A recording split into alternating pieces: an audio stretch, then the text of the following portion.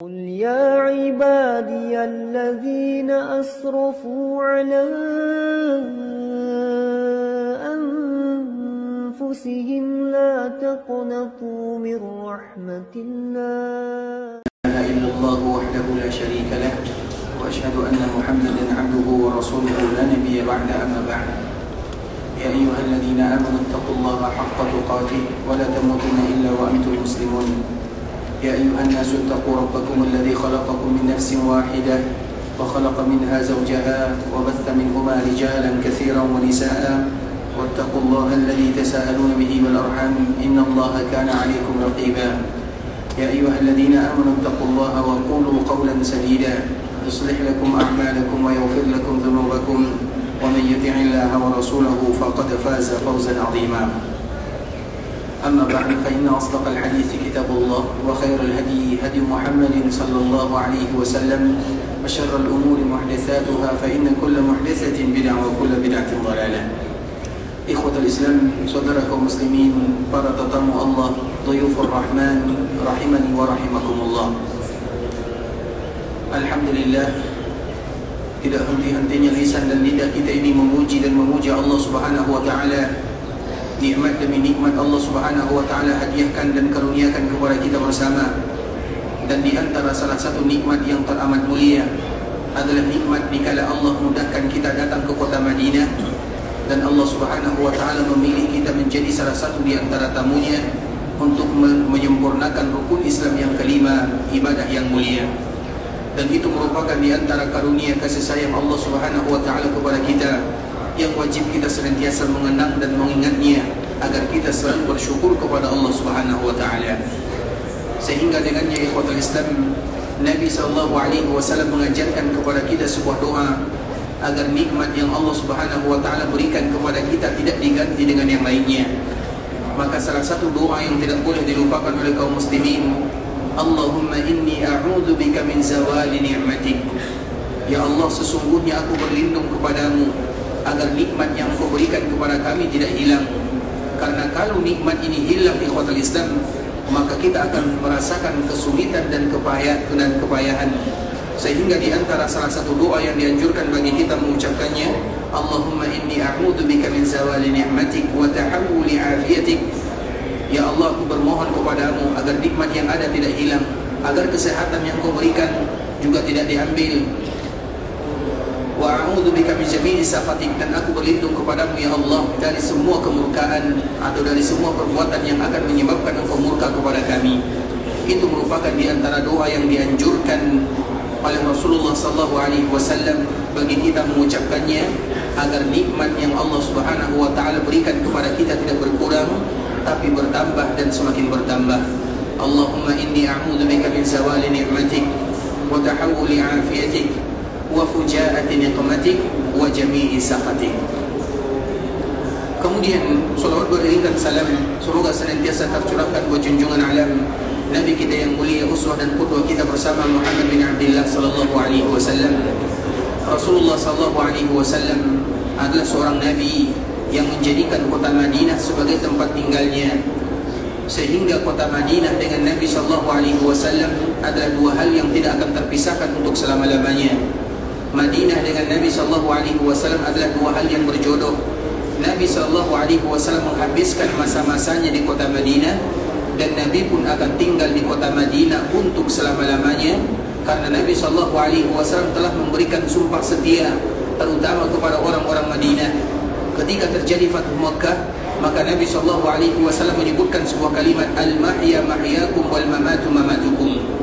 Kalimat yang disampaikan oleh Nabi kepada penduduk Madinah, wahai kalian penduduk Madinah, bahwa sesungguhnya sisa kehidupanku ini aku akan habiskan bersama kalian. Al-mahya mahyakum, hidup ini adalah kehidupan kalian, artinya aku akan hidup selama-lamanya bersama kalian.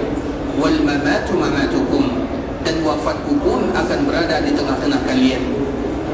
Pada akhirnya Nabi SAW membuktikan apa yang beliau sampaikan kepada orang-orang Madinah ketika Nabi SAW menjadikan kota Madinah tempat peristirahatan terakhirnya. Dan itu merupakan di antara kemuliaan bagi kita yang datang ke kota Madinah. Di antara salah satu kewajiban yang harus kita lakukan selama kita berada di kota Madinah adalah berkunjung ke perkuburan Rasulullah sallallahu alaihi wasallam. Karena dikala kita berada di kota Madinah, kita sedang berada di kampung halaman Rasulullah sallallahu alaihi wasallam. Kita sedang bertetangga dengan Rasulullah sallallahu alaihi wasallam. Tinggal bagaimana kita menjaganya. Dan di antara salah satu bentuknya adalah berziarah ke perkuburan baginda Nabi yang mulia Muhammad bin Abdullah sallallahu alaihi wasallam. Dan sedikit kita sebutkan ikhwatul Islam, ketika kita berziarah ke perkuburan Nabi sallallahu alaihi wasallam, ada beberapa adab yang harus kita perhatikan baik-baik. Yang pertama, dianjurkan bagi kita untuk berziarah ke perkuburan Nabi selama kita berada di kota Madinah. Artinya jangan kita meninggalkan kota Madinah kecuali setelah kita berziarah ke perkuburan Rasulullah sallallahu alaihi wasallam. Kalau seandainya kita tidak mau, kecuali kita akan berziarah ke perkuburan orang tua, bagaimana kiranya berziarah ke perkuburan orang yang lebih cinta atau orang yang lebih kita cintai daripada orang tua kita?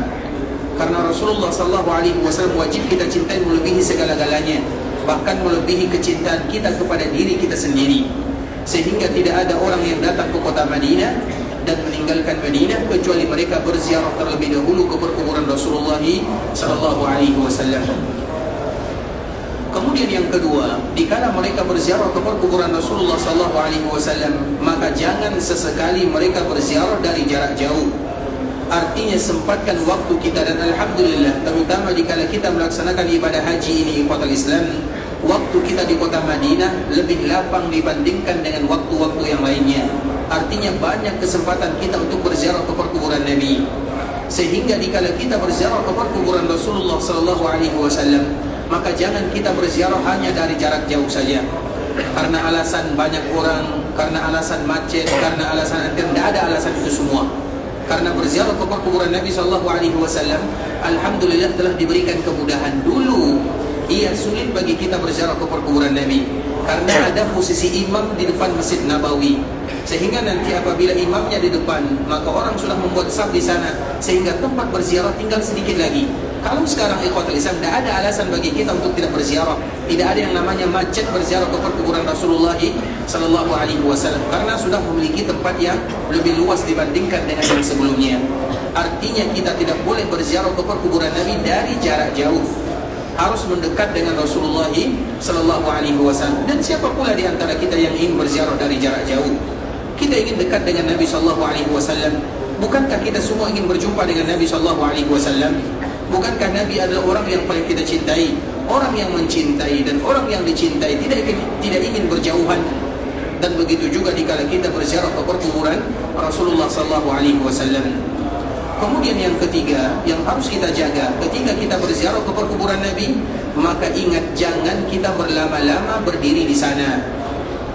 Kenapa demikian ikhwatul Islam? Cukup dengan doa yang kita baca yang nanti akan kita sebutkan. Kemudian setelahnya kita pergi meninggalkan tempat tersebut. Apa tujuannya? Agar tidak terjadi desak-desakan kepada kaum muslimin, yang nanti kalau seandainya terjadi desak-desakan, maka ada di antara kaum muslimin mereka yang mengangkat suaranya. Dan kita tahu mengangkat suara di samping perkuburan Nabi itu tidak dibolehkan. Kalau bisa ikhwatul Islam, kita tidak berbicara, bahkan doa pun doa yang dipelankan.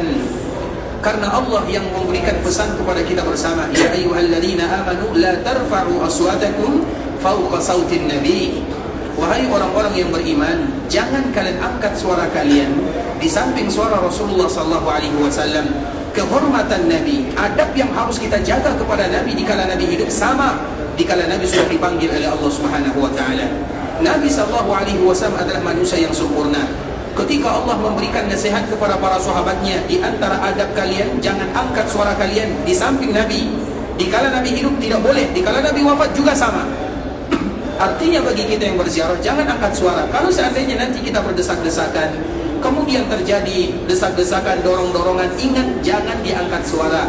Makanya kenapa kita tidak boleh lama berdiri di sana, supaya tidak terjadi desak-desakan yang menyebabkan nanti ada sebahagian kaum muslimin mengangkat suaranya. Kalau mereka mengangkat suaranya, tidak beradab namanya kepada Rasulullah sallallahu alaihi wasallam.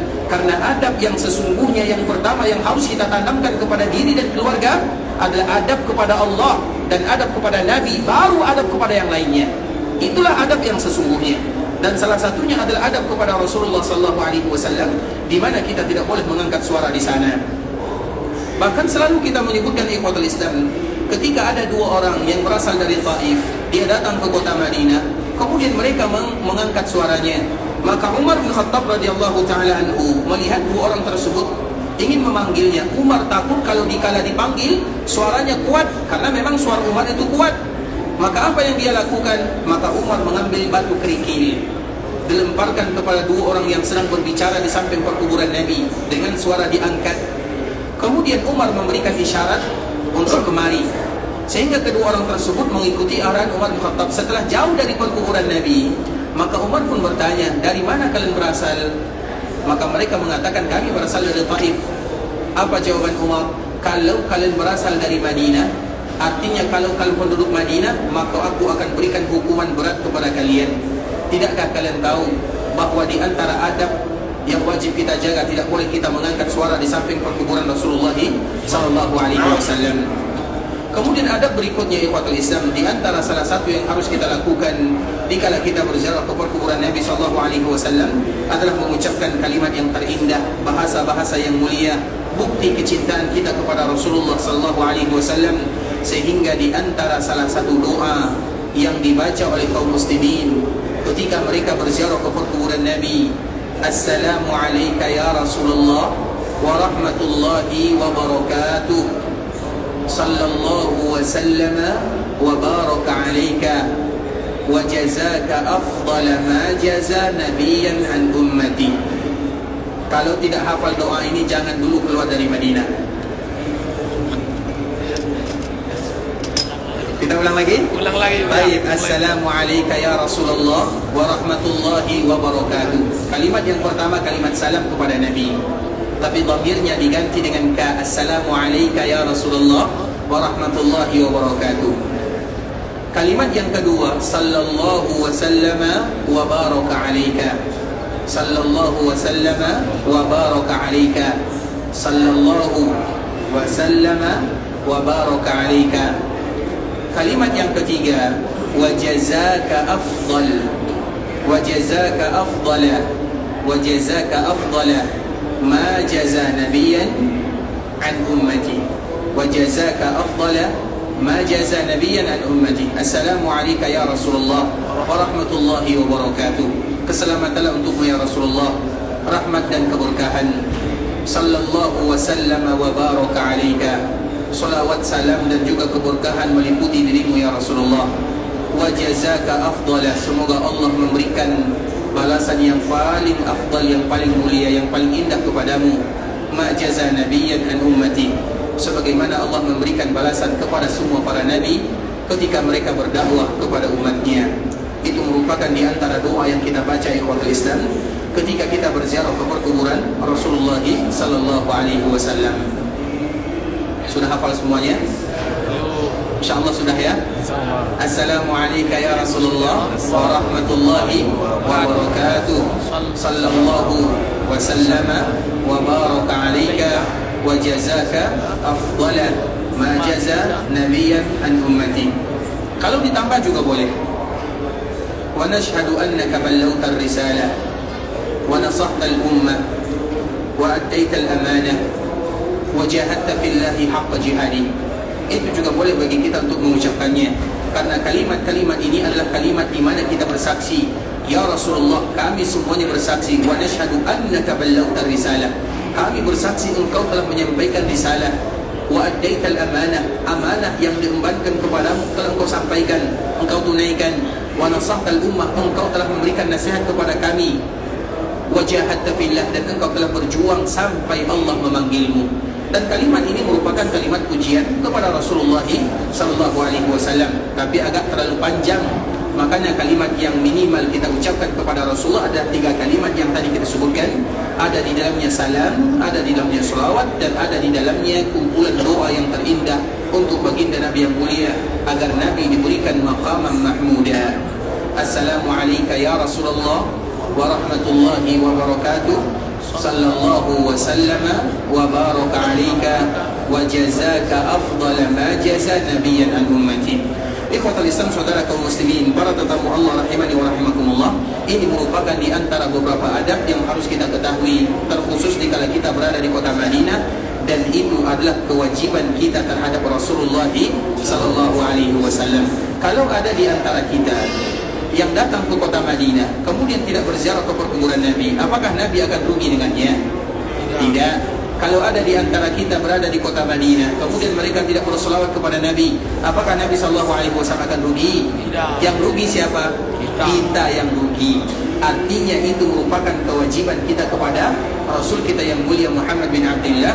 Artinya ikhwatul Islam, berarti kalau kita merasa itu adalah kewajiban kita, maka kita berusaha untuk menunaikan dan menyelesaikan kewajiban terutama dikala kita baru berada di kota Madinah. Makanya tadi kami menyebutkan jangan kita meninggalkan kota Madinah kecuali setelah kita menyelesaikan kewajiban kita kepada Rasul kita yang mulia Muhammad bin Abdullah sallallahu alaihi wasallam. Ikhwatul Islam, saudara kaum muslimin, para tetamu Allah rahimani wa rahimakumullah, kita akan kembali melanjutkan pembahasan kita tentang masalah ibadah yang insyaAllah semua kita akan melakukannya. Ibadah haji, rukun Islam yang kelima, di antara ibadah yang berbeza dari ibadah-ibadah yang lainnya. Makanya ibadah ini ikhwatul Islam harus kita senantiasa mengingatkan hadis Rasulullah sallallahu alaihi wasallam yang dibawakan oleh sahabat Abu Hurairah radhiyallahu taala anhu, dikeluarkan oleh Imam Bukhari dan Imam Muslim. Nabi sallallahu alaihi wasallam mengatakan, "Man hajja lillah," barang siapa yang melaksanakan ibadah haji karena Allah Subhanahu wa taala.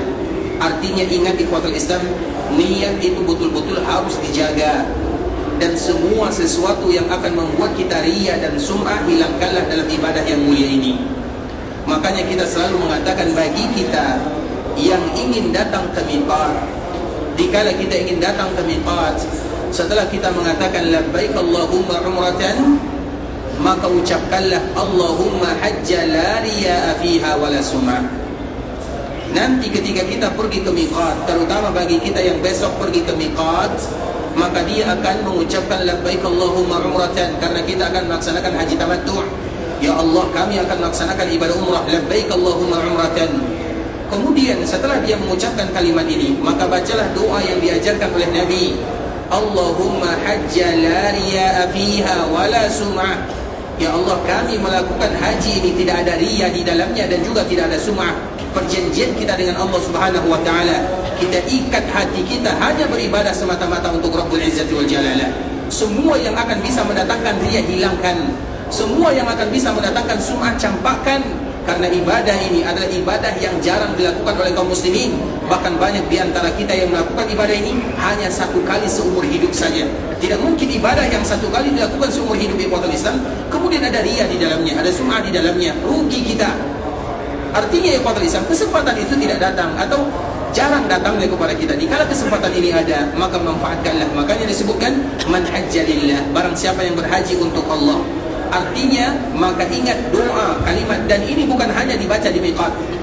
Nanti dikala kita berada di tanggal 8 Zulhijjah, yang mana kita akan kembali mengulang kalimat labbaik Allahumma hajja, tanggal 8 Zulhijjah yang disebut dengan Yaumut Tarwiyah.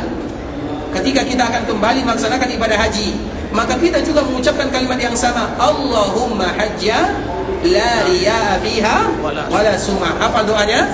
Allahumma hajja la riya'a fiha wala sum'ah.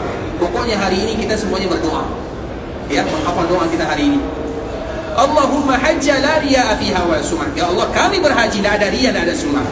Makanya kami selalu menganjurkan kepada kaum muslimin, ini adalah anjuran yang sangat berat, tapi demi kemaslahatan kita, demi ibadah haji kita, kalau bisa ikhwatul Islam, ibadah haji yang kita lakukan ini tidak usah ada orang lain yang tahu kecuali antara kita, keluarga kita, rombongan kita. Tidak usah kita share di media sosial. Kenapa demikian? Agar menjaga hati kita yang lemah. Tidak ada yang namanya hati kecuali lemah. Hati manusia itu sangat lemah. Makanya hati disebut dengan hati berasal dari kata-kata qalbun. Qalbun itu artinya sesuatu yang mudah sekali berbolak-baliknya. Kadang iya, besoknya tidak.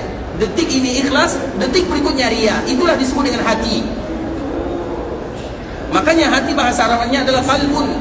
Ma summiyal qalbu qalban illa litaqallubihi. Tidaklah hati disebut dengan hati kecuali karena dia berbolak-balik. Jangankan riya atau sum'ah ikhwatul Islam, hari ini Islam, besok bisa jadi bukan lagi seorang muslim. Itulah disebut dengan hati. Apalagi masalah ikhlas atau riya. Sesuatu yang bisa mengantarkan kita kepada perkara riya atau sum'ah, maka jauhkanlah. Dan ingat, di antara salah satu caranya, trik yang diajarkan oleh Nabi sallallahu alaihi wasallam disebut dengan khibu'un atau khabi'ah.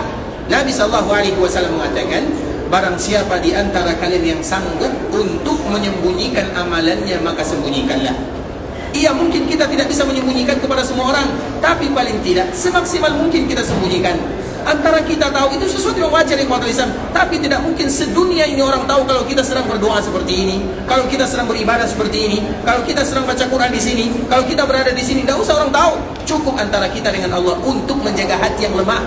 Jangan ada di antara kita mengatakan, oh Ustaz, saya bisa ikhlas. Orang yang mengatakan saya ikhlas, maka dialah yang ria sesungguhnya. Makanya Imam Ibnu Rajab menyebutkan, coba perhatikan baik-baik, orang yang melakukan ibadah karena manusia itu ria, jelas rianya. Tapi orang yang meninggalkan ibadah karena manusia juga ria namanya. Seperti misalnya, dia masuk masjid, kemudian dia salat, kemudian ada kawannya yang diperbagus salatnya. Kita tahu kalau itu adalah ria. Tapi kalau ada orang yang masuk masjid, kemudian banyak saudaranya, kawannya, orang lain, dia mengatakan, kalau saya salat nanti saya takut dibilang orang yang sok-sok rajin. Kemudian pada akhirnya dia tidak jadi salat. Orang seperti itu juga ria namanya. Jadi ria itu banyak sekali cabangnya yang kuartal Islam. Makanya setiap kali Nabi SAW memberikan pesan kepada kita bersama, terutama ibadah yang mulia ini, Nabi mengatakan, man hajja lillah, barang siapa yang beribadah semata-mata untuk Allah, tidak ada niat dilihat dan dipandang oleh manusia. Itu artinya, makanya semaksimal mungkin sembunyikan ibadah yang mulia ini. Iya, mungkin kita tidak bisa menyembunyikan secara umum, tapi detailnya bisa kita sembunyikan. Kita berangkat ke tanah haram, ke tanah suci, tidak mungkin kita sembunyikan. Kita ingin mengkabarkan kepada sanak famili, karib kerabat, bahwa saya akan pergi melaksanakan ibadah haji, melaksanakan ibadah umrah, agar nanti saling mendoakan. Yang ditinggalkan didoakan, yang melakukan perjalanan didoakan. Tapi selama kita berada di sini, dikala kita berada di Makkah, dikala kita tawaf, bisa bagi kita menyembunyikan semua amalan tersebut.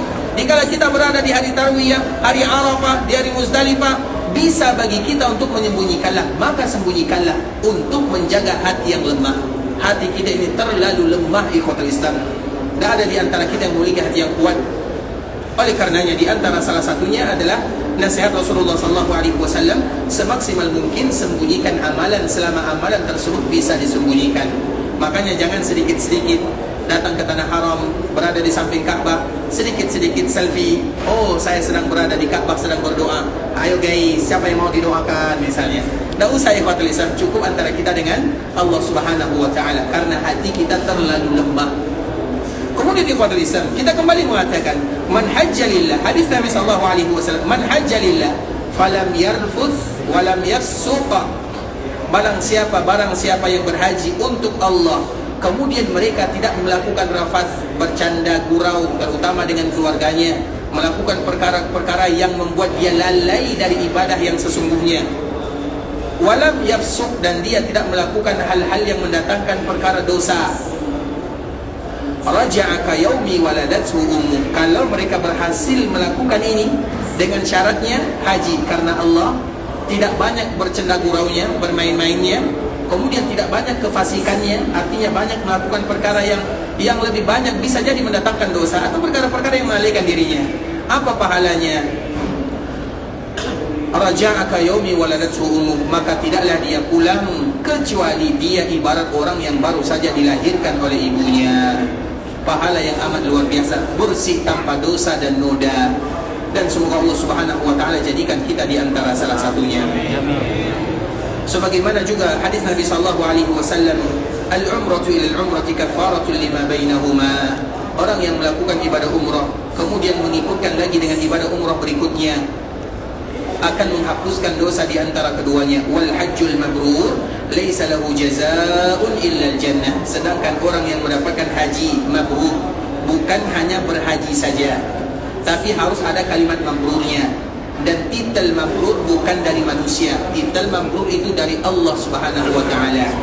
Jadi kalau ada yang mengatakan haji mabrur, ini sertifikatnya, berarti tidak mabrur namanya, karena berarti mabrurnya dari manusia. Kita tidak butuh sertifikat manusia, kita butuh sertifikat dari Rabbul Izzati wal Jalalah. Makanya disebut al-hajjul mabrur, haji yang mabrur. Karena kata Umar bin Khattab, orang yang berhaji banyak sekali, banyak jutaan Bisa jadi tahun ini 3 juta, 3.500.000, bisa jadi 4 juta. Banyak sekali. Tapi yang betul-betul berhaji itu hanya sedikit saja. Wal hajjul mabrur laisa lahu jazaa'un illa al-jannah. Dan haji yang mabrur tidak ada balasan yang pantas untuk mereka kecuali surga Allah Subhanahu wa taala. Makanya haji yang mabrur itu ikhwatul Islam tidak semudah yang kita bayangkan. Butuh perjuangan, butuh pengorbanan untuk mendapatkannya. Dan ingat apa kata Umar? Kata Umar di zamannya, coba bayangkan, di zaman Umar, sekarang selisih antara zaman Umar dengan zaman kita sudah lebih daripada 1.500 tahun lamanya. Kalau di zaman Umar mengatakan yang demikian, tentunya di zaman sekarang tidak akan sebaik zaman Umar bin Khattab radhiyallahu ta'ala anhu. Bukan berarti kita berputus asa dari rahmat Allah Azza wa Jalla, tapi artinya bahwa untuk mendapatkan titel haji yang mabrur itu tidak mudah, karena pahalanya adalah surga. Kemudian ikhwatul Islam, kemarin kita telah menjelaskan hari-hari Arafah, yaitu hari yang paling indah di dalam melaksanakan ibadah haji. Kalau seandainya kita mencontoh Nabi SAW, sekarang kita berkaca kepada Rasulullah SAW, karena memang Nabi SAW memerintahkan kita untuk berkaca kepadanya. Lita'khudhu manasikakum la'alli la ahujju ba'da hajjati hadhihi. Wahai umatku, wahai sahabatku, hendaklah kalian ambil ibadah manasik dariku, karena bisa jadi tahun depan aku tidak lagi bisa melaksanakan ibadah haji. Dan betul ikhwatul Islam, tahun berikutnya Nabi tidak lagi bisa melaksanakan ibadah haji. Sehingga ibadah haji itu amat mudah untuk dipelajari. Kenapa demikian? Karena Nabi berhaji 1 kali, selesai diajarkan oleh Nabi, demikian keadaannya selesai. Kalau salat ikhwatul Islam, misalnya salat, Nabi salat bersama kaum muslimin 5 kali sehari semalam. Dan para sahabat yang meriwayatkan tata cara solat Nabi itu berbeza antara satu riwayat dengan riwayat berikutnya, karena mereka tidak meriwayatkan dari Nabi kecuali sesuai dengan yang mereka lihat. Dan antara penglihatan satu orang dengan yang lain, waktunya juga berbeza. Makanya di dalam ibadah solat itu perbezaannya banyak sekali. Contoh misalnya doa iftitah. Doa iftitah itu ikhwatul Islam bacaannya ada 12. Kita doa iftitah berapa yang kita tahu bacaannya? 2 ya. Ini maksimal 3 lah. Tapi ada 12. Kenapa ada 12? Karena setiap sahabat meriwayatkan sesuai dengan yang mereka dengar dari Nabi. Bisa jadi ada yang meriwayatkan hari ini, ada yang tahun depan, karena sholat itu sering dilakukan oleh Nabi. Begitu juga doa ruku itu banyak sekali ikhwatul Islam. Doa sujud banyak sekali doanya. Bahkan disebutkan oleh para ulama, perbezaan dalam ibadah sholat itu lebih daripada 600 perbezaan di antara para ulama. Banyak wawasannya. Makanya semakin kita mengetahui perbezaan antara satu dengan yang lainnya, maka akan terbuka wawasan kita. Ini juga dilakukan oleh Nabi. Bacaan ini juga dibaca oleh Nabi SAW. Tapi kalau haji 1 kali sahaja, artinya perbezaan di sana sedikit. Tidak sama dengan salat, tidak sama dengan yang lainnya. Karena ibadah ini 1 kali dilakukan oleh Nabi SAW. Sehingga mudah sekali bagi kita untuk menentukan bagaimana Nabi berhaji dan bagaimana saran Nabi bagi kita yang berhaji. Makanya Nabi SAW mengatakan, lita'khudhu manasikakum, wahai sahabatku ambil manasik. Sehingga para sahabat yang meriwayatkan manasik dari Nabi sama riwayatnya. Karena haji cuma sekali, atau haji Nabi cuma sekali, sehingga riwayatnya juga tidak terlalu banyak perbezaan, sedikit perbezaannya. Makanya ikhtilaf para ulama, perbezaan para ulama dikala berhaji itu tidak terlalu banyak, tidak sama dengan ibadah-ibadah yang lainnya. Artinya lebih mudah bagi kita untuk mempelajarinya. Seperti inilah haji Nabi SAW. Sehingga apabila kita sudah mengetahui begini haji Nabi, tinggal bagi kita mencontohnya. Kalau Allah mudahkan bagi kita mencontohnya, alhamdulillah. Tapi kalau seandainya tidak bisa bagi kita mencontohnya semaksimal mungkin, maka saddidu wa qaribu. Paling tidak 80%, paling tidak 70%. Saddidu wa qaribu. Karena kita tidak mungkin bisa mencontoh Nabi 100%. 100% mencontoh Nabi sulit. Tapi paling tidak, kata Nabi, saddidu wa qaribu, paling tidak bisa mendekati haji yang dilakukan oleh Nabi SAW. Terutama di zaman sekarang ini ikhwatul Islam, kita tidak akan pas sebagaimana yang Nabi sebutkan 100% tidak akan bisa. Tapi paling tidak kita ingin tahu, kalau seandainya tidak sesuai dengan apa yang disampaikan, disebutkan oleh Nabi, apalagi masalah waktunya, maka di saat itulah kita bermohon kepada Allah Subhanahu wa ta'ala. Makanya kemarin kita mengajarkan doa yang mana setiap perpindahan dari satu hari, dari satu amal, dari satu ibadah kepada ibadah yang lainnya. Siapa masih ingat doanya? Ya Allah, silakan. Ulang lagi dengan suara yang diangkat. Subhanallahi. Terus Asyhadu an la ilaha illa anta astaghfiruka wa atubu ilaik. Siapa yang mengatakan seperti itu kemarin? Saya tidak mengatakan seperti itu rasanya. Ulang lagi. Subhanallahi wa bihamdi asyhadu an la ilaha illa anta astaghfiruka wa atubu ilaik. Itu doa kafaratul majlis kayaknya. Kita berikan kesempatan dari kepada yang tua ya. Subhanallahi wa bihamdi astaghfirullah wa atubu ilaih. Mungkin kepleset doanya Pak ya. Masyaallah, barakallahu fiik.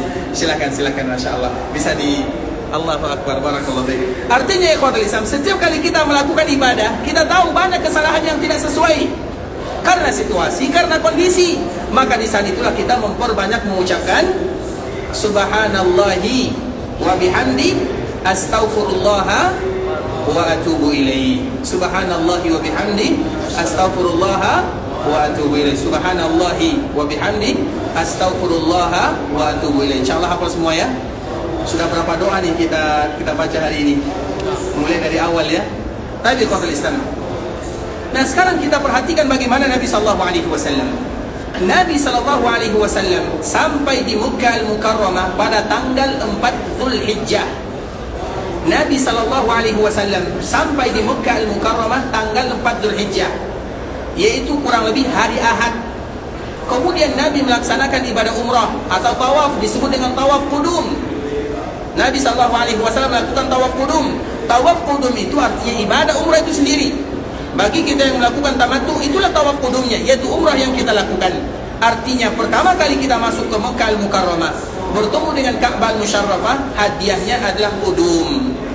Kemudian ikhwatul Islam, ketika Nabi tawaf qudum, maka Nabi sallallahu alaihi wasallam melakukan sa'i.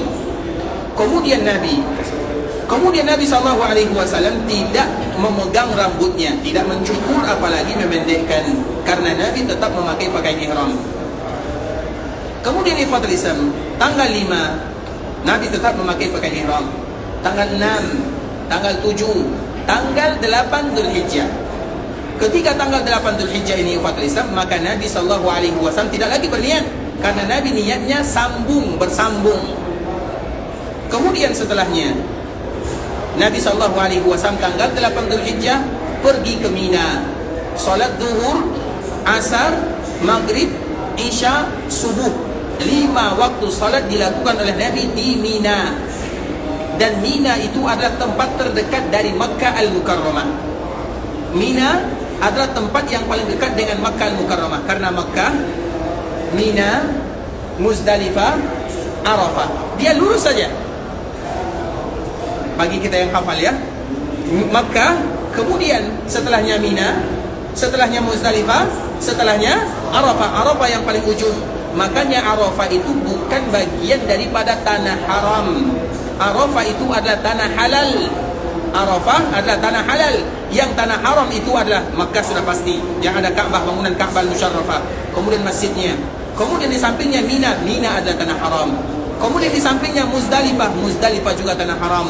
Kemudian di sampingnya Arafah bukanlah bagian daripada tanah haram. Artinya ikhwatul Islam, dari Makkah Nabi pergi ke Mina.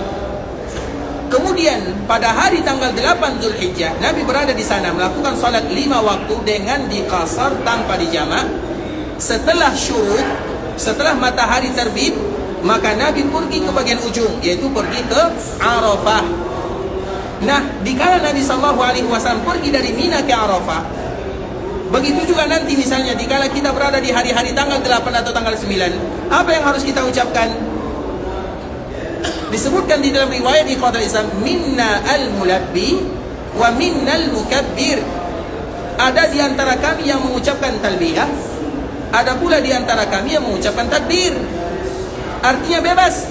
Ada di antara kita mengucapkan Allahu Akbar, Allahu Akbar, Allahu Akbar. Boleh atau tidak? Silahkan. Ada di antara kita yang mengucapkan labbaik Allahumma labbaik, labbaik la syarika lak labbaik. Boleh atau tidak? Karena orang yang melaksanakan ibadah haji, kalimat yang paling mulia adalah kalimat talbiyah.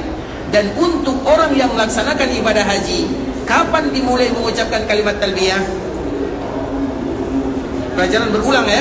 Kapan orang yang melaksanakan ibadah haji mengucapkan kalimat talbiyah? Ketika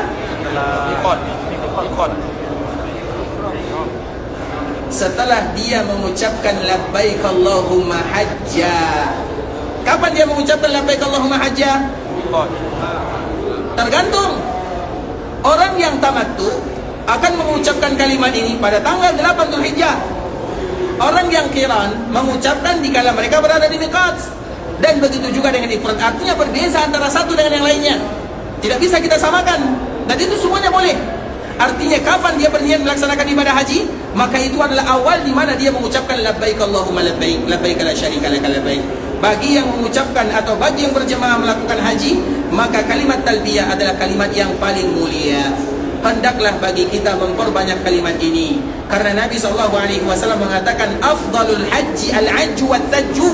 Ibadah haji yang paling mulia dan paling terbaik ada dua. Yang pertama menyembelih, makanya semua kita rata-rata menyembelih. Dan yang kedua adalah kalimat talbiyah, maka perbanyaklah kalimat ini. Kemudian ikhwatul Islam, kapan akhirnya? Akhirnya adalah setelah kita melontar jamarat Aqabah, atau jamarat yang paling besar, atau yang kita kenal dengan jamarat kubra. Karena ada jamarat sugra, ada wusta, ada kubra. Dan kubra itu yang paling ujung, yang paling dekat dengan Makkah Al-Mukarramah. Ada yang kecil, ada yang tengah, ada yang besar. Dia besarnya sama, tapi penamaannya berbeza. Jadi dinamakan sugra bukan berarti bangunannya kecil, sama besarnya. Tapi itu adalah istilah. Dan yang kita lempar nanti, yang kita lontarkan batu di sana adalah jamarat kubra atau Aqabah yang paling dekat dengan Makkah Al-Mukarramah.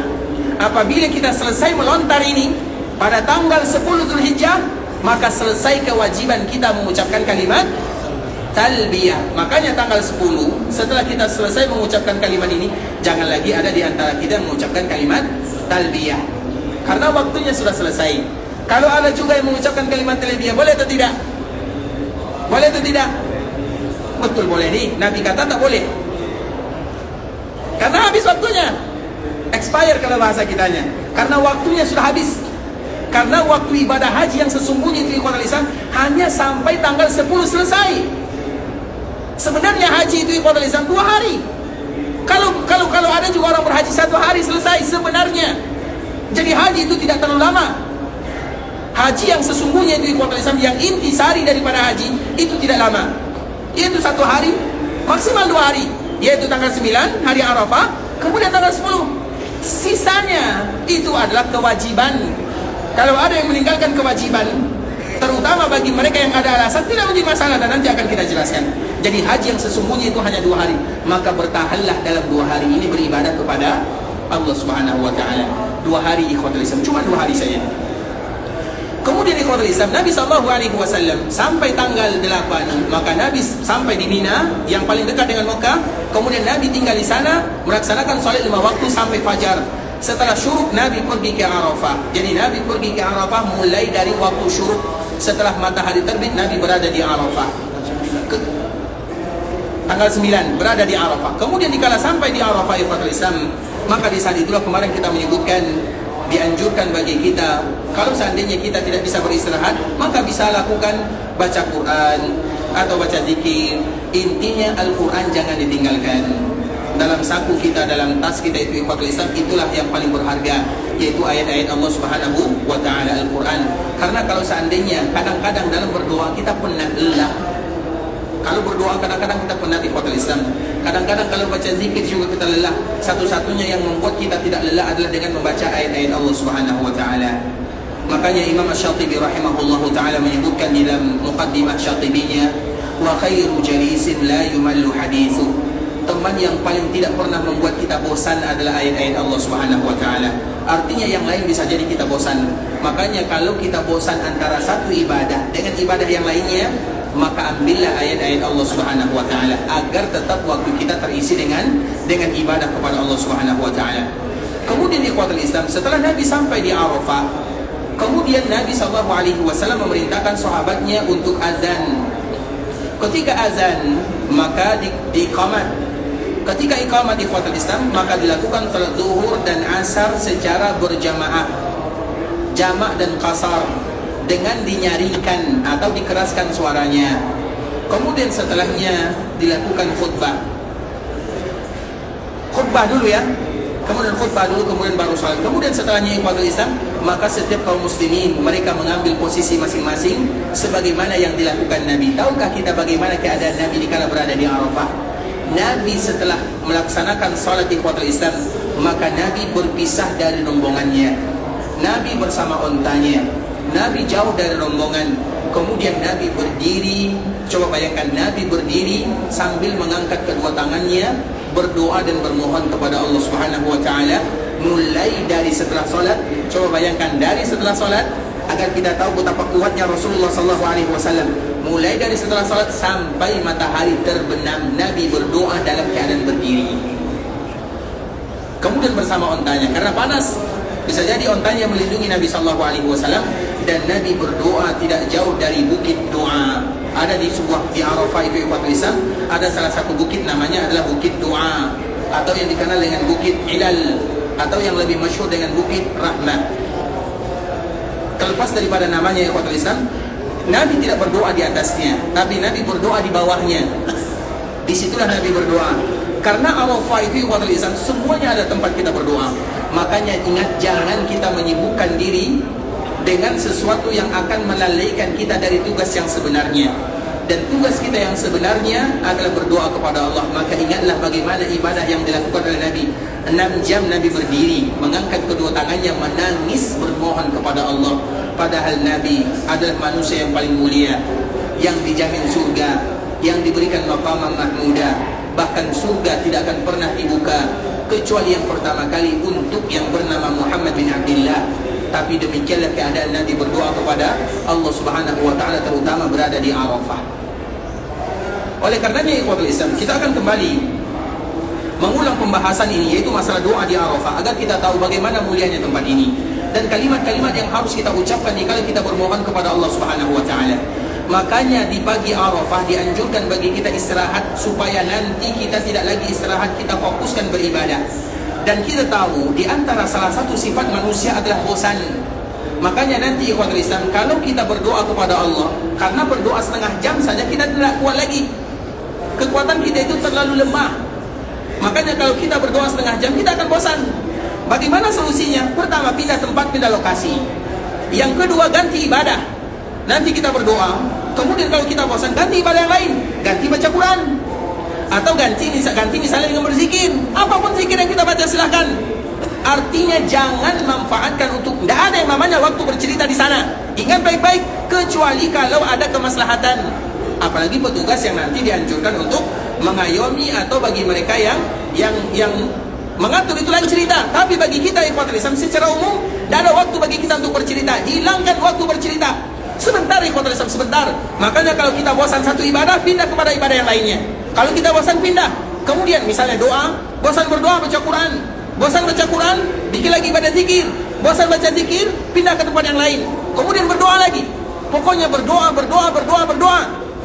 Dan disitulah tempat kita merengek di hadapan Allah Subhanahu wa taala, meminta. Dan sebagaimana yang kemarin kita sebutkan di ikhwatul Islam, Arafah di antara salah satu namanya diambil dari kata-kata al-i'tiraf, di mana kita mengakui semua kesalahan yang pernah kita lakukan.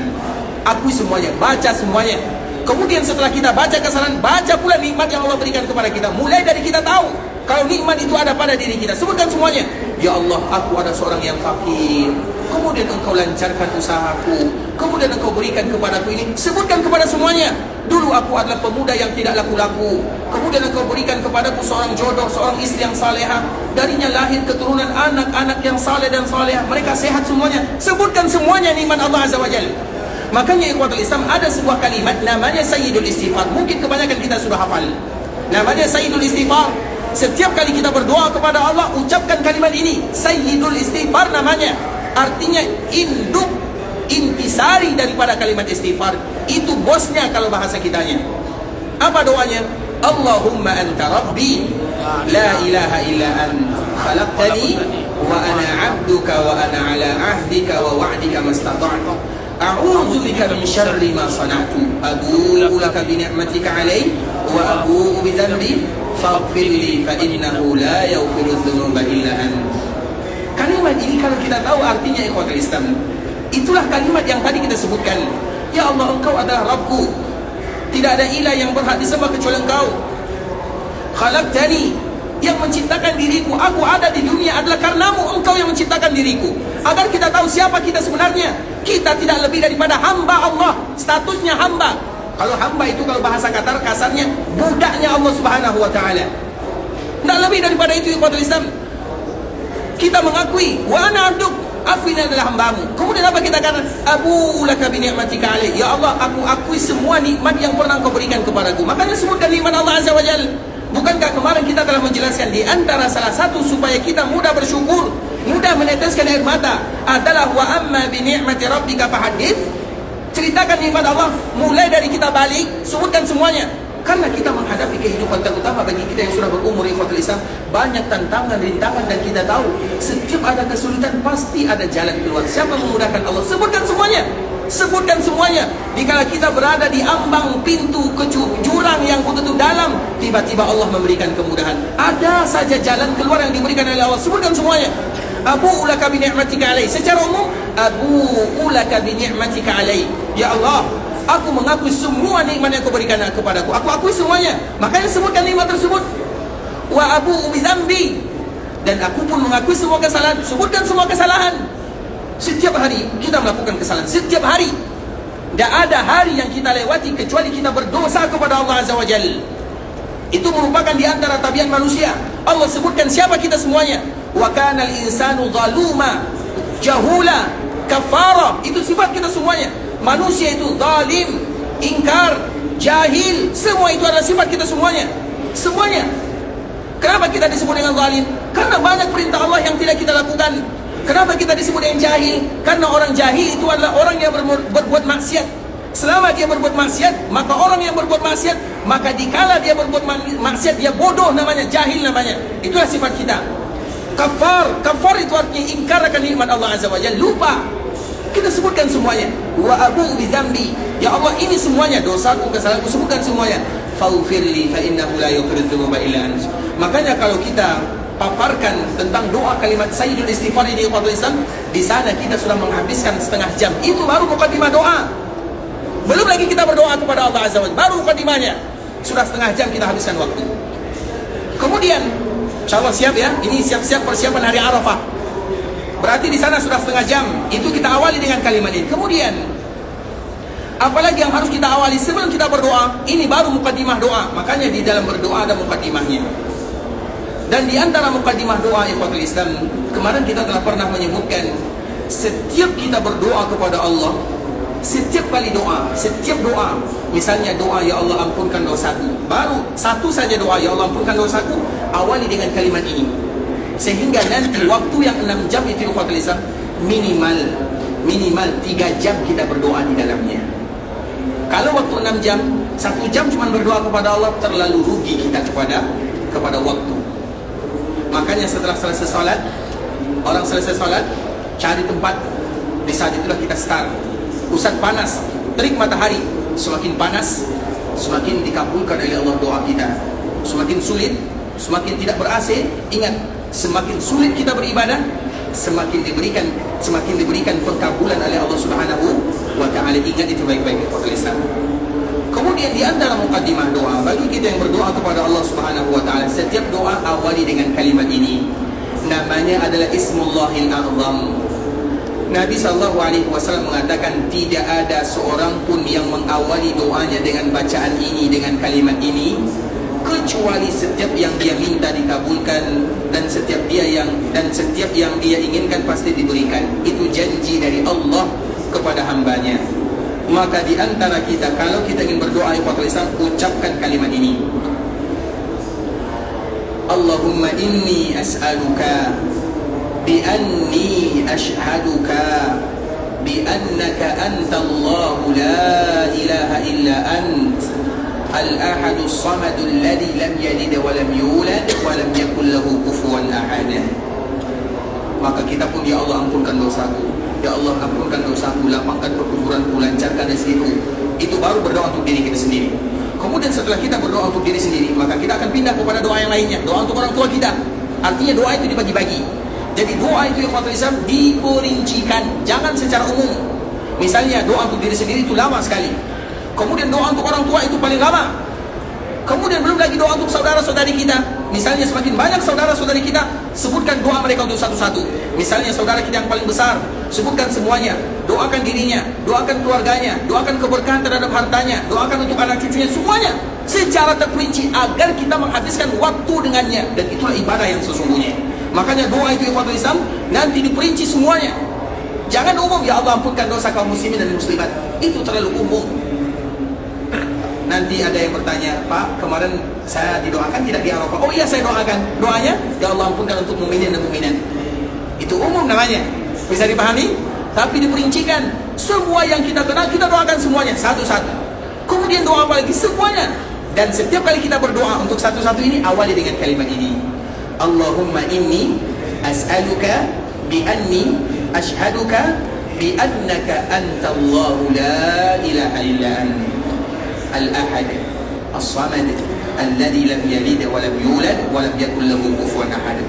Setiap kali kita berdoa awali dengan kalimat ini. Setiap kali. Coba bayangkan kalau setiap kali berpindah dari satu doa kepada doa yang lainnya. Makanya ikhwan bisa ternyata doa itu setengah jam, 1 jam, 2 jam itu tidak akan terlalu lama bagi kita kalau kita mengetahui keedah-keedah berdoa. Dan itulah momennya di padang Arafah. Kemudian juga kalimat yang kedua, itu kalimat yang pertama. Kalimat yang kedua, Allahumma inni as'aluka bi anna lakal hamd la ilaha illa anta wahdaka la syarika lak al-mannan badi'us samawati wal ardi ya dzal jalali wal ikram ya hayyu ya qayyum. Apa kata Nabi SAW terhadap dua kalimat ini? Laqad sa'ala Allah bismihil a'zam. Orang yang berdoa dengan kalimat ini sebelum dia berdoa, orang yang berdoa kemudian dia awali doanya dengan kalimat ini, laqad sa'ala Allah bismihil a'zam, maka dia sudah mengenal Allah dengan nama-nama yang amat agung sekali. Alladhi idza du'iya bihi ajab. Siapapun yang berdoa kepada Allah dan dia mengawali dengan kalimat ini, alladhi idza du'iya bihi, siapapun yang berdoa kemudian diawali dengan kalimat ini, ajab, pasti dikabulkan. Wa idza su'ila bihi a'ta, dan siapapun yang meminta kepada Allah, Allah pasti akan mengijabah dan memberikan permintaannya. Makanya ikhwatul Islam, dikala kita berdoa kepada Allah Azza wa Jalla, itu adalah di antara rambu-rambu muqaddimah yang harus dibaca oleh kaum muslimin sehingga doa mereka dikabulkan oleh Allah Subhanahu wa taala, dan semoga doa kita semuanya dikabulkan oleh Allah Azza wa Jalla. Dan insyaallah kita akan kembali melanjutkan pembahasan ini ikhwatul Islam, karena pembahasan ini tidak boleh tergesa-gesa ya, karena momen-momen yang indah apalagi hari Arafah. Kita kembalikan kepada hadis Nabi sallallahu alaihi wasallam, al-hajju Arafah, haji yang sesungguhnya itu adalah Arafah. Kita akan membacakan beberapa pertanyaan di ikhwatul Islam ini. Yang pertama, puasa sebagai hadyu apakah harus berurutan? Kemarin kita menjelaskan bagi mereka yang tidak bisa membayar hadyu, maka boleh bagi mereka berpuasa 3 hari. 3 hari berpuasa itu boleh berurutan, boleh tidak berurutan. Boleh sebelum haji, boleh sesudah haji. Artinya diberikan kelapangan dan kelonggaran. Yang penting selama kita menunaikan ibadah haji diikat dengan umrah, kemudian melaksanakan ibadah haji sebelum kita tawaf wada, maka itu adalah waktunya. 3 hari kapanpun, sebelum, setelah, berurutan, tidak berurutan itu maka semuanya bebas. Kemudian di ikhwatul Islam, melontar pada tanggal 10, 11, 12, 13 itu waktunya ditentukan atau bebas tidak? Semuanya ada waktunya. Semuanya ada waktunya, dan waktunya nanti akan kita sampaikan. Kemudian di ikhwatul Islam, untuk haji tamattu membayar dam, apakah boleh diniatkan sekaligus untuk berkorban? Macam mana nih? Boleh tidak niat berkorban? Boleh, tapi kambingnya 2. Bisa dipahami? Momen di sini momen bukan untuk menyimpan uang, momen dikala kita harus mengeluarkan uang.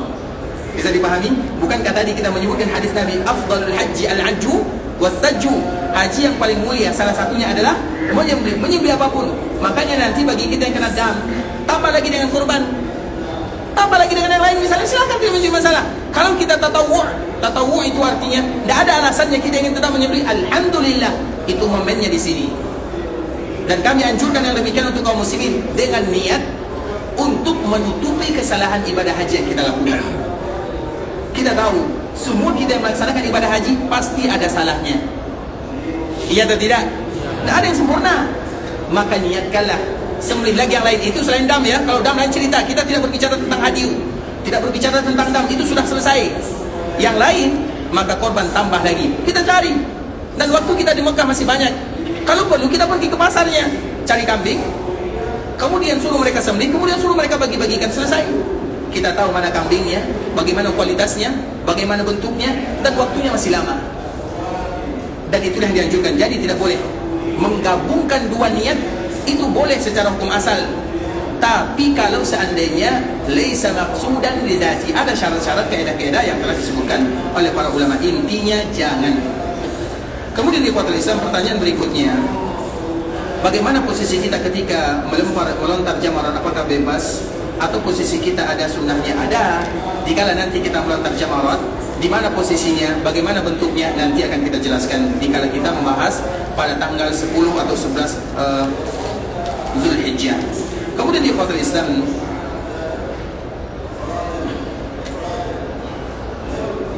mohon maaf ya kalau kami tidak terlalu paham bahasanya. Setelah tahallul umrah untuk haji tamattu, apakah larangan ihram perihal melakukan hubungan suami istri sudah dihalalkan kembali, dibolehkan kembali? Karena saya mendengar pendapat yang berbeza. Ada pendapat yang membolehkan dan ada pula yang harus tetap dijaga hingga rangkaian ibadah haji selesai. Ini pertanyaan yang amat penting sekali ya, terutama bagi kita yang berkeluarga. Yang jomblo tidak usah didengarkan. Ikhwatul Islam, bagi kita yang makanya disebut dengan haji tamattu. Tamattu itu artinya adalah haji yang amat mudah dibandingkan dengan yang lainnya. Ketika seseorang melaksanakan ibadah haji yang tamattu sifatnya, maka dia melaksanakan umrah pertama kali, iya atau tidak? Kemudian dikala dia melaksanakan ibadah umrah dengan sempurna sampai dia bercukur, yang disebut dengan tahallul, makanya dia sudah halal. Kemudian dia akan kembali memakai pakaian biasa. Dari dia memakai pakaian biasa sampai tanggal 8 Zulhijjah, maka silahkan, tidak menjadi masalah. Di mana salahnya? Tidak ada. Kalau ibadah hajinya adalah haji tamattu, berbeda dengan qiran dan ifrad. Jadi bagi kita ikhwatul Islam yang punya keluarga, itu biasa, tidak menjadi masalah. Yang dilarang itu adalah ketika haji sebelum kita tahallul, maka itu dilarang. Sedangkan di waktu-waktu kita tidak dalam, dikala kita berada di Mekah nanti, misalnya besok kita umrah, kemudian kita berada di Mekah, kita itu halal atau haram? Apa jawabannya? Kita halal, karena kita tidak diikat dengan apapun. Diikat kalau menjadi haram itu dikala kita mengucapkan labbaik Allahumma umrah, maka di saat itulah kita sedang dalam keadaan haram. Bagaimana menentukan kita haram atau halal? Ketika kita memakai pakaian ihram, maka kita haram namanya. Ketika kita tidak memakai pakaian ihram, maka kita halal. Berarti kalau kita halal, maka halal. Bisa dipahami? Boleh. Berarti kabar gembira ya. Artinya ikhwatul Islam, itu kemudahan dari Allah Subhanahu wa taala. Jadi kita mengambil keringanan yang Allah Subhanahu wa taala berikan tanpa mempersulit. Karena di antara kita berbeda antara satu dengan yang lainnya. Tidak sama kita di waktu Islam, tidak sama. Oleh karenanya, itu merupakan, makanya Nabi SAW menganjurkan kita untuk mengambil haji tamattu. Kalau Nabi, tadi kita ceritakan, Nabi sampai di Mekah tanggal berapa? Tanggal 4 Zulhijjah. Berarti Nabi berangkat melaksanakan ibadah haji tanggal berapa kira-kira? Karena haji itu ibadah Islam. Nabi berjalan dari Madinah menuju Mekah kurang lebih 6 atau 7 hari. Berarti kapan Nabi berangkat? 6 hari atau 7 hari sebelumnya. Berarti kurang lebih tanggal 25, tanggal 26 Zulqa'dah, Nabi berangkat menunaikan ibadah haji sampai ke Mekah. Coba bayangkan, dari tanggal 25, kemudian sampai di Mekah sampai tanggal 4, sampai tanggal 10, sampai selesai melakukan tawaf ifadah, kurang lebih 15 hari, 2 minggu. Artinya 2 minggu ini ikhwatul Islam bukan waktu yang singkat, terutama bagi mereka yang berkeluarga. Makanya Nabi SAW menganjurkan kita untuk melakukan haji tamattu supaya banyak kemudahan di sana. Sedangkan larangan fala rafasa, yaitu dikala kita sedang ihram. Sehingga Allah Subhanahu wa taala mengatakan, al-hajju asyhurun ma'lumat, faman farada fihinna al-hajja.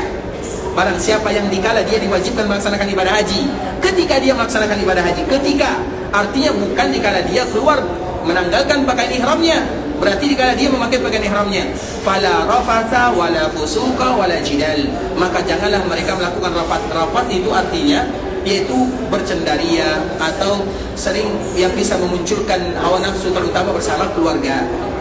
Kalau seandainya bersama keluarga saja tidak dibolehkan, apalagi bersama wanita-wanita yang lainnya. Maka itu perlu kita jaga ikhwatul Islam. Segala sesuatu yang bisa mendatangkan, menimbulkan syahwat, maka hindarkan baik-baik. Itu merupakan di antara bentuk kesempurnaan ibadah haji ini. Kemudian ikhwatul Islam, pertanyaan yang berikutnya, apakah boleh memakai ihram di hotel sedangkan kita miqat di Zulhulaifah untuk memulai ibadah umrah? Boleh tidak memakai ihram di hotel? Boleh atau tidak? Boleh, berarti selesai jawabannya ya. Boleh memakai, bukan berarti berniat. Kita harus membedakan antara memakai dengan berniat. Kemudian kalau ini pertanyaannya berat ya. Kalau merokok kena dam atau tidak? Siap-siap bagi yang merokok ini. Jawabannya besok. Ikhwatul Islam, saudara kaum muslimin, para tetamu Allah rahimani wa rahimakumullah, merokok itu ikhwatul Islam itu merusak semuanya. Merusak diri, merusak orang lain, merusak ibadah, merusak tanah haram, sehingga bagi kita yang masih ada rokok di kopornya, buang di bank sampah. Ya, bisa dipahami? Tidak mungkin kita jauh-jauh melaksanakan ibadah yang mulia ini di kampung halaman Nabi, di Makkah Al-Mukarramah. Ini mohon maaf ya, pedas jawabannya. Tapi mau gimana lagi? Apakah saya mengatakan iya? Dosanya terlalu berat. Kalau seandainya kita ambil hukum yang paling ringan makruh, itu hukum yang paling ringan untuk rokok. Ada tidak orang ulama yang mengatakan rokok itu mubah? Ada atau tidak? Tidak ada. Minimal mereka mengatakan, apakah kita mau melakukan yang makruh di tanah haram, di kampung halaman Nabi, dikala kita bersama kaum muslimin? Makanya nanti ikhwatul Islam, dikala kita berdoa, salah satu yang membuat doa kita tidak diijabah, ketika malaikat tidak lagi mau bersama kita. Kalau memakan bawang putih, bawang merah saja malaikat atau diusir dari rumah Allah, bagaimana dengan bau rokok? Rokok itu ada bau atau tidak? Ada bau atau tidak? Ada. Bagaimana doa kita diijabah oleh Allah Subhanahu wa taala? Karena malaikat jauh dari kita.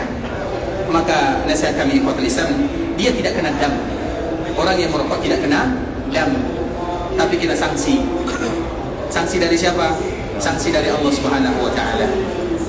Dan semoga Allah Subhanahu wa taala memudahkan, terutama bagi kita yang masih diuji oleh Allah dengan merokok, untuk bisa meninggalkannya. Ini kesempatannya, latihan kita beribadah kepada Allah dengan semaksimal mungkin. Makanya selalu kami menyebutkan bagi kita yang masih merokok, bayangkan kalau dia merokok di samping Nabi dan kita sedang berada di samping Rasulullah SAW. Ini kampung halaman Rasulullah SAW.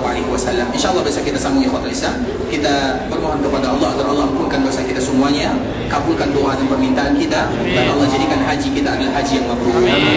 Kita tutup dengan doa kafaratul majlis. Subhanallah wa bihamdika, asyhadu an la ilaha illa anta, astaghfiruka wa atubu ilaik. Assalamualaikum warahmatullahi wabarakatuh.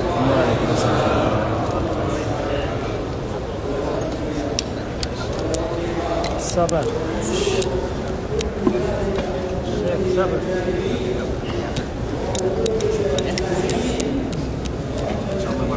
Waalaikumsalam warahmatullahi wabarakatuh. Sehat kalian, masya Allah. Allah yahfaz, sehat kalian. Alhamdulillah. Masya Allah. Waalaikumsalam. Masya Allah. Waalaikumsalam.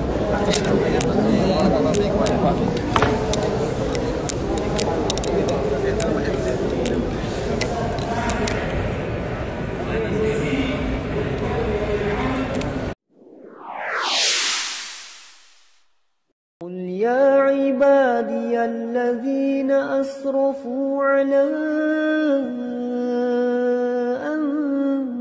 أنفسهم لا تقنطوا من رحمة الله